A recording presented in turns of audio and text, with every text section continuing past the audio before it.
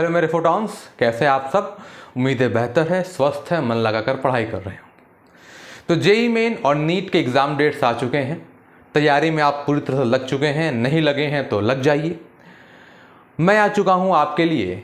अब चूंकि डेट्स आ चुके हैं हमारे सामने, तो अब मैं रेगुलर बेसिस पे आपके लिए कुछ टॉपिक्स के वीडियो लेक्चर्स कुछ देते रहूँगा, ताकि आपका कम टाइम में ज़्यादा आउटपुट हो सके। और अगर आपने मेरा चैनल सब्सक्राइब किया हुआ है तो आप जब चाहे इस वीडियो को फिर से देख सकते हैं, रिवाइज कर सकते हैं, जब भी आपको लगे कि आप थोड़ा बहुत भूल रहे हैं। और मैं कोशिश करूंगा कि आप औरों तक भी इस वीडियो को पहुंचाएं, ताकि जो इस वीडियो का फ़ायदा ना उठा पा रहे हों वो भी उठा सकें। हेल्प कीजिए ताकि मैं ग्रो कर सकूं, ये चैनल ग्रो कर सके। और जिन बच्चों को नॉलेज की रिक्वायरमेंट है, सफलता की रिक्वायरमेंट है, वह रिक्वायरमेंट तो सबको है सफलता की, उन तक ये वीडियो पहुँच सके। तो सबसे पहले मैं शुरू करूंगा आपके लिए ग्राफ के कुछ बेसिक लेक्चर्स। बिकॉज आप देखेंगे तो एवरी ईयर जेई मेन हो या नीट हो, ग्राफ से सवाल आने ही आने हैं, आ रहे हैं। तो अगर 4 या 8 नंबर हम स्कोर कर सकते हैं, इसको कंफर्म कर सकते हैं, तो क्यों ना कंफर्म कर लिया जाए। तो आइए जरा शुरू करते हैं जेई मेंस एंड नीट 2024 के लिए कुछ टॉपिक्स, कुछ लेक्चर्स जो आपके लिए बहुत इंपॉर्टेंट होंगे। तो हम लोग आज कवर करेंगे ग्राफ। ग्राफ में जो टॉपिक सबसे पहले कवर करने वाले हम लोग वो है स्ट्रेट लाइन के ग्राफ। कि स्ट्रेट लाइन के ग्राफ कैसे होते हैं। तो स्ट्रेट लाइन का जो इक्वेशन मेरे लिए सबसे इंपॉर्टेंट है वो है y is equal to M X plus C, जिसे हम लोग स्लोप फॉर्म कहते हैं। और दूसरा इक्वेशन होता है A X plus B Y plus C is equal to 0। ऐसे दिखने वाले भी क्या होते हैं, स्ट्रेट लाइन। कई बार इक्वेशन ऑफ ट्रेजेक्टरी पहचानने वाले सवाल आते हैं काइनेमेटिक्स में। तो हम कैसे पहचानेंगे कि जो मेरा इक्वेशन ट्रेजेक्टरी का आया हुआ है वो स्ट्रेट लाइन इक्वेशन है। तो इसके लिए हम देखते हैं कि जो दो वेरिएबल्स होंगे उनके पावर क्या है। तो अगर दोनों वेरिएबल का पावर 1 है तो उसे स्ट्रेट लाइन इक्वेशन कहा जाता है। आप हमें ध्यान दीजिएगा कि स्ट्रेट लाइन इक्वेशंस के पावर, जो वेरिएबल्स के पावर होते हैं हमेशा कितने होते हैं, 1। ये एक शॉर्टकट तरीका है पहचानने का कि वो स्ट्रेट लाइन इक्वेशन है या नहीं। तो यहाँ वाई और एक्स दोनों का पावर कितना है बच्चों, 1। ठीक है ना, ओके ना। तो इसको भी आप चाहो तो स्लोप फॉर्म में लिख सकते हैं। कैसे, इसको B Y is equal to minus A X minus C कर सकते हैं, या Y is equal to minus A upon B X minus C upon B कर सकते हैं। आप देखिए एम का नाम आ गया माइनस ए अपॉन बी और सी का नाम आ गया माइनस सी अपॉन बी। तो दोनों एक ही जैसे इक्वेशन है। ऐसे इक्वेशन को भी आप स्ट्रेट लाइन इक्वेशन ही बुलाएंगे। बाकी ऐसा लिखा होगा तो आप बड़े आराम से पहचान सकते हैं।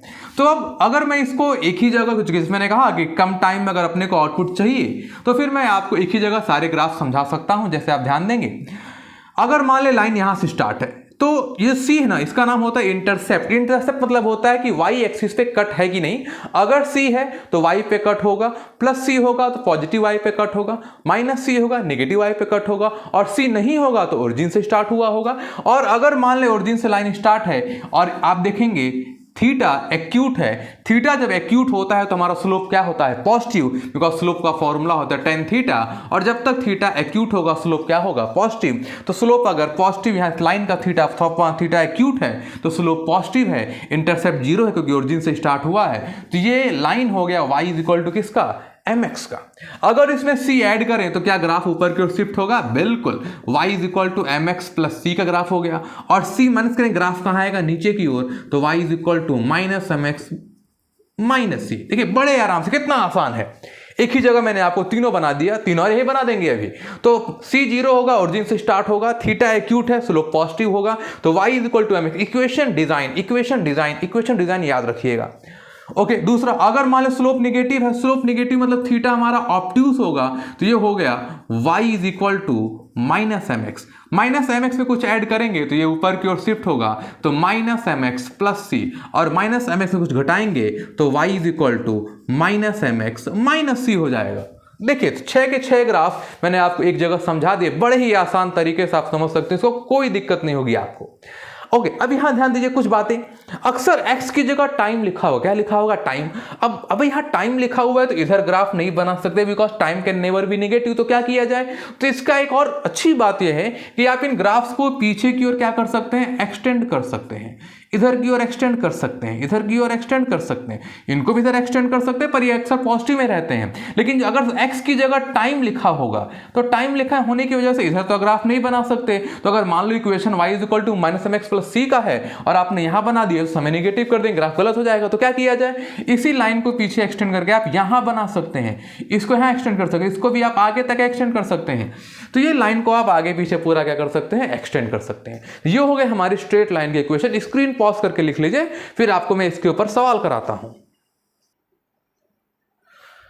आइए बच्चों एक क्वेश्चन करते हैं। कह रहा है plot graph velocity versus time using first equation of motion when acceleration positive, initial velocity positive, acceleration negative, initial velocity positive, और तीसरा starting from rest और ए आपका पॉजिटिव दिया है। तो पहला देखते हैं इक्वेशन ऑफ मोशन होता क्या है।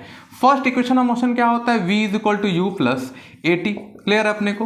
पहला वाला क्या कह रहा है, पहला कह रहा है आपसे कि ए भी पॉजिटिव है, यू भी पॉजिटिव, मतलब जो इक्वेशन है वही इक्वेशन है, v is equal to you plus A T. जिसे लिख सकता हूँ v is equal to A T plus U. And now let's match it with equation, straight line equation. तो ये लिखा है y is equal to M X plus C, यानी first equation of motion is a straight line equation. Let's plot the graph. तो y is equal to M X plus C है तो v versus t, और M X plus C का graph मैंने बताया आपको कुछ यहाँ से बनेगा। इंटरसेप्ट का नाम c का नाम यहाँ पे u है और स्लोप का नाम यहाँ पे a है, तो स्लोप का नाम क्या हो गया, a। ये हो गया पहला ग्राफ। दूसरे को प्लॉट कर लेते हैं। दूसरा क्या बोला है, दूसरा बोल रहा है कि a निगेटिव है, a is negative and u is positive. तो इक्वेशन हो जाएगा v is equal to U minus A T, जिसको लिख सकता हूँ v is equal to minus A T plus U, जो कि लिखा है y is equal to minus M X plus C. और यहाँ से अगर आप ध्यान देंगे तो ये y is equal to minus M X plus C का ग्राफ अगर बनाया जाए तो v versus minus M X plus C इधर था, पर जैसे मैंने कहा इसको इधर एक्सटेंड कर सकते हैं। तो लीजिए इंटरसेप्ट का नाम c, स्लोप का नाम माइनस है, और ये बन गया आपका second equation.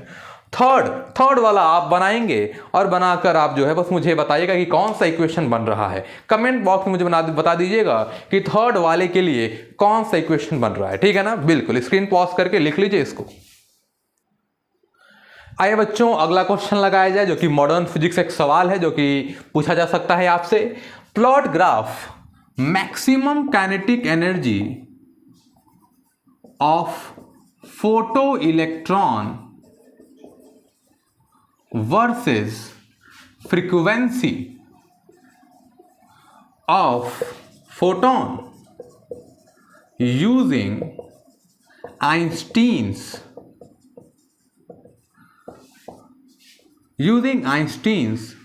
equation photoelectric effect।